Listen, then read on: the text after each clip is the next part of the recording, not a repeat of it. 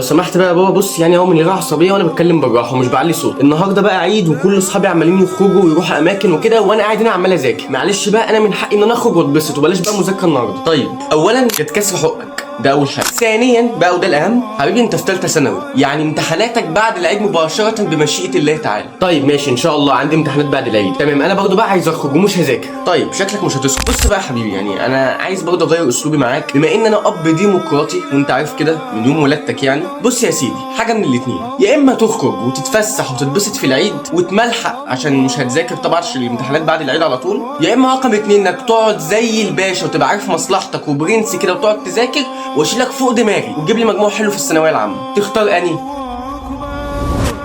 ايوه شفت بقى، انا احب العقل بقى، احبك لما تعقل. انا كنت حاسس كده انك هتعقل وهتقعد تذاكر وتستهدى بالله كده وفاهم، وعشان تمتحن بقى وتجيب مجموع حلو. وانا يا حبيبي اعمل ليه كل دوت؟ ما عشان مصلحتك، ما انت اللي هتذاكر. وانا بس بقى انا هروح اقعد شويه مع امك كده قبل ما انت تذاكر كده شويه بمزاج، وانا كده كده شويه وهاجي اشقر عليك عشان لو عاوز تتحرك ايديك تعمل حاجه يعني.